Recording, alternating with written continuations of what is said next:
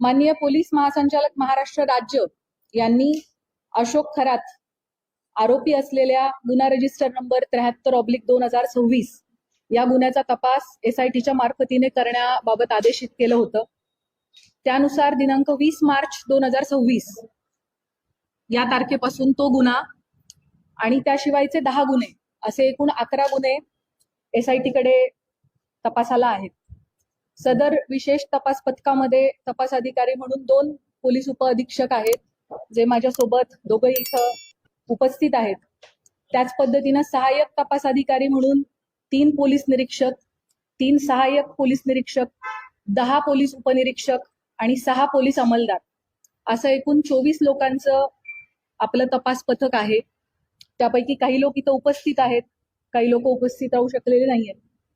अशोक खरात याच्या विरुद्ध नाशिक आणि नगर जिल्हा या दोन्हींमध्ये मिळून एकूण 12 गुन्हे दाखल झालेले आहेत, ज्यामध्ये अशोक खरात आरोपी आहे। या 12 गुन्ह्यांपैकी 9 गुन्ह्यांचा तपास हा SIT करत आहे, 2 गुन्ह्यांचा तपास अहिल्यानगर पोलीस करत आहेत आणि एका गुन्ह्याचा तपास नाशिक शहर पोलीस करत आहेत।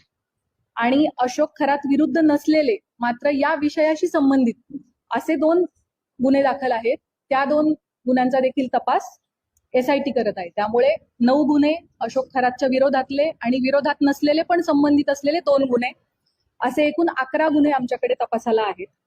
गुन्ह्यातील आरोपी विरुद्ध दाखल केलेल्या गुन्ह्यांपैकी आमच्याकडे असलेल्या गुन्ह्यांपैकी 8 गुन्हे हे महिला लैंगिक अत्याचाराचे गुन्हे आहेत आणि उर्वरित 3 गुन्हे हे फसवणूक आणि त्याच्यासोबतच अंधश्रद्धा विरोधी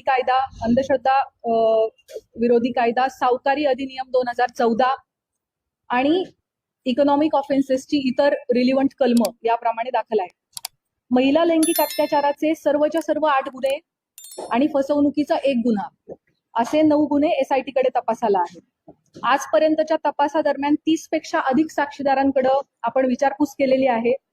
साक्षीदारांकडे आणि पीडितेंकडे आपण जी चौकशी केली त्यातून आरोपी हा पीडित व्यक्ती आणि कुटुंबाच्या श्रद्धेचा गैरफायदा घेत होता, त्यांना भीती दाखवत होता, त्यांच्याकडून पैसा उकळत होता, महिलांना स्वतःकडे दैवी शक्ती असल्याचं भासवत होता, त्यांच्या कुटुंबियांच्या मृत्यूची भीती दाखवून त्यांना बदनामी करण्याची धमकी देऊन त्यांचं लैंगिक शोषण करत होता।